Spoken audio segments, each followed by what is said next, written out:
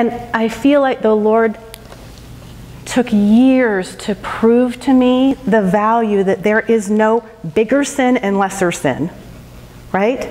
There's no scale on sin, and there's no scale on goodness. There's no scale on miracles. There's no, this was a huge thing that changed the government of this country, and this woman just learned how to love her children with her whole heart. You know, there's no difference. There's no value difference in a small act of love and a bigger, he goes, it's love. It's love. It is the same, it is the same, it is the same. In my heart, I treasure it all. And so I feel like the one little missing piece that I think will come into this reform movement is the value of the everyday. That when I make a decision in my office to let the Holy Spirit help me think a new thought and come into a new mind frame, and that takes one simple action in my life and shifts the way that I agree with the Holy Spirit regarding anything in my life, that one little act hidden that nobody knows about, maybe it's an act of forgiveness, maybe it's an act of self-love, maybe it's this simple thing of accepting the Lord's delight regarding us, that has as much power, you know, as a multi-million-dollar act in a city that affects thousands.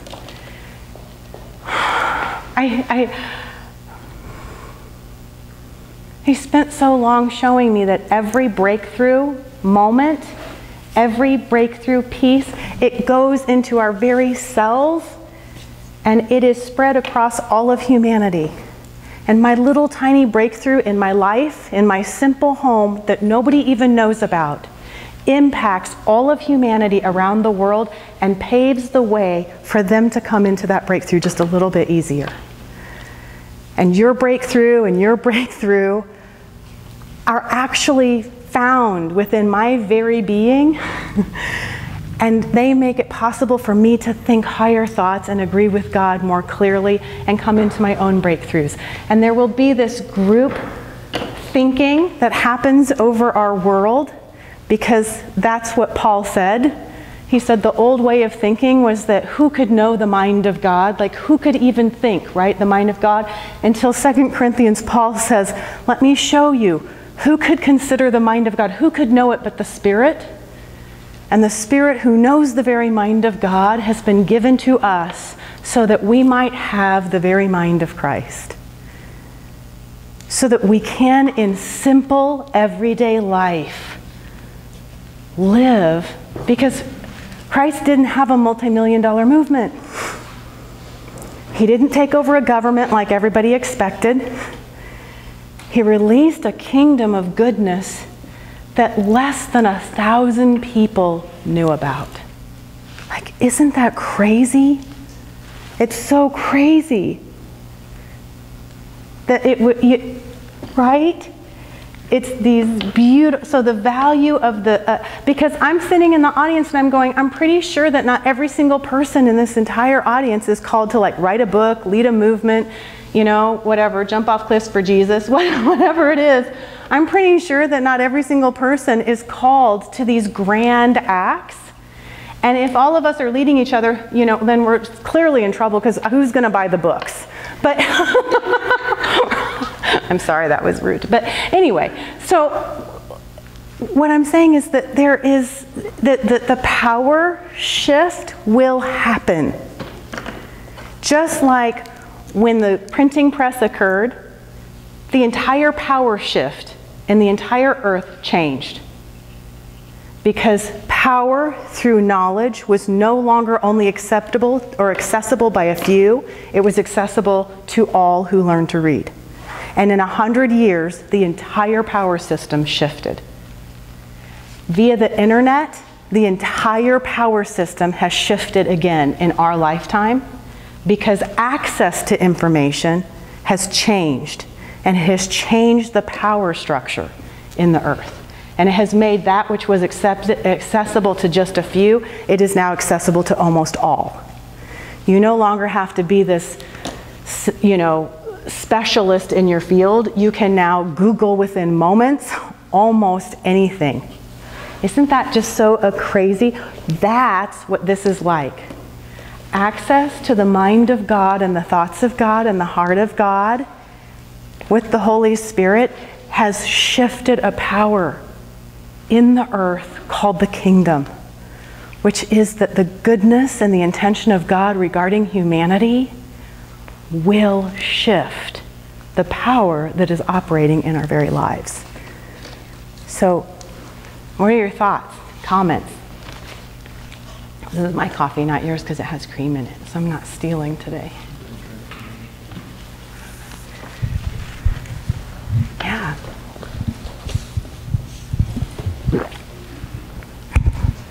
I love what you said, and I just want to be an encouraging voice that the people that I listen to know that. That I don't believe all the leaders of this movement think that. Oh, I don't think they think that either, but I think they haven't been on the stage. Like the space hasn't been quite made at some of these bigger places for that to happen yet. Yes. But it is happening. It is happening. It's happening. And yeah. Leaders know that that is where it happens in a really big way. So yeah. I just wanted to encourage that.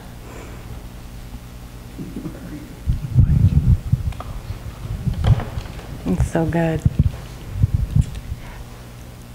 I just had a thought as you were describing the power shift in the earth with the onset of internet.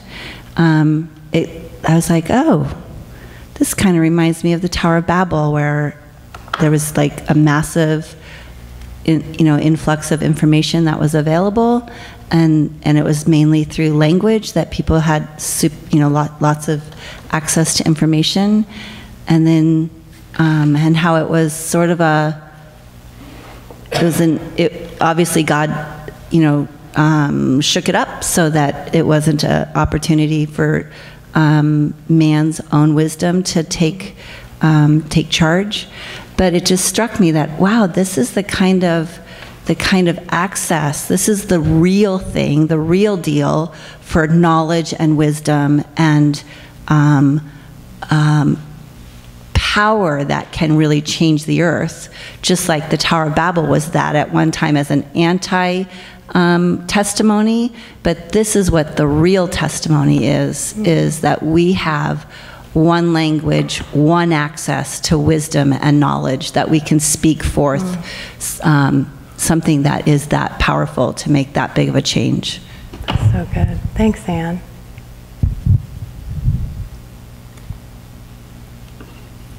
Anyone else?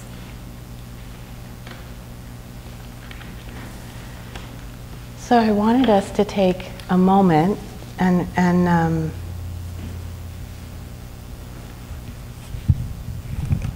see if the Lord wanted to speak to us about His plans for each of us, or His plans for someone. Well, let me re-listen. Hang on.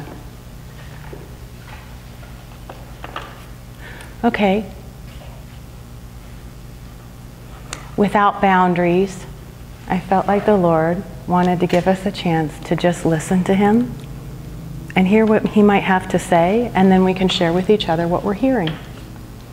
To just open up the space and go, Holy Spirit, what do you want to do with us? What do you want to share with us? What do you want to encourage us in? And so I'm going to have us just take a few minutes to just be with the Lord. And for me, this kind of practice was really challenging when I first started it, and it took me 6 months to even learn how to stop hearing negative things, to even come close to hearing something positive. But I'm going to ask the Lord to just help us to step into a space of hearing and listening and being made able by the Holy Spirit. And then we'll just share what it is that we think we're hearing to encourage and uplift each other. So let's just take a couple minutes. And also, I would say if you're a writer, you should write, because that'll be probably easier. If you're a drawer, you should draw. If you think better when you're moving around, you should get up and walk around for a moment. And we'll just take a few minutes and listen and hear. We're listening for ourselves? For whatever. No boundaries. We're just listening.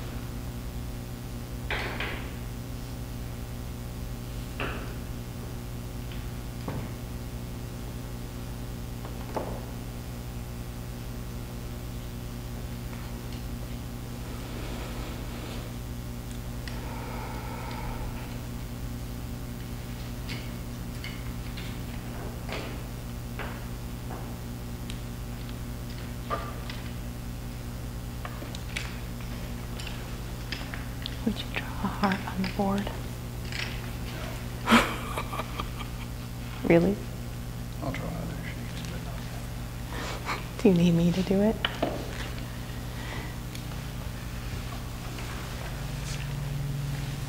I've been feeling the Lord encourage us to take a moment and just listen together in a space where we are just open to hearing what He wants to hear with us. And I'll be honest with you, I have been afraid to do it because I was afraid that some people wouldn't hear and that would feel shaming or condemning or frustrating. So I didn't want to do it. I felt that it might feel uncomfortable or difficult for people. And so I didn't want to do it. So I've been resisting this invitation that I have felt from the Lord to do this. And He's continued to ask me if I would do it for probably the last month. And last week when I said yes, I would do it this week, I found out afterwards that Bill Johnson, when he started at Reading, felt the Lord do the same thing, and they spent every service on Sunday morning listening to the Lord and doing worship and no message. And they lost 1,000 people who did not want to go on that journey with them of listening and hearing what God wanted to say in the moment. And then things started to happen. And healings and all kinds of wild, beautiful, wonderful things.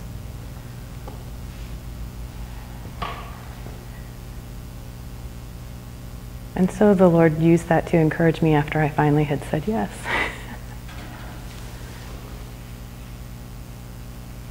So if anyone's ready to share what they want to contribute in this space.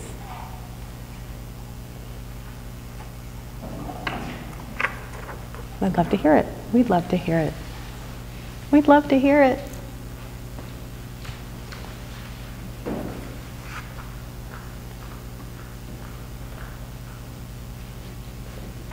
So I have a card where I just started writing down the random, like the stream of consciousness words. And there's sort of the way that they got shaped on the paper is like an arrow.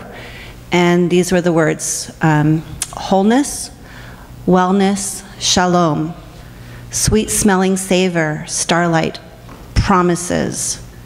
And then going back towards So that was out towards the tip of the arrow. And then going back is rose, seed, streaming, sunshine, soon, settled. Wow. Would you allow her to draw that up here, Greg? Is she allowed to draw on the whiteboard even though I'm not? She can draw on that She can whiteboard. draw on the whiteboard? Okay. Go Not ahead, you, Ann. though. Come on up and draw that. Is that part of what you're doing? I didn't know till just now. Okay. So, but I just went, There's that's a other colors visual, behind. so- Anne, if you want other colors, they're behind. Yeah.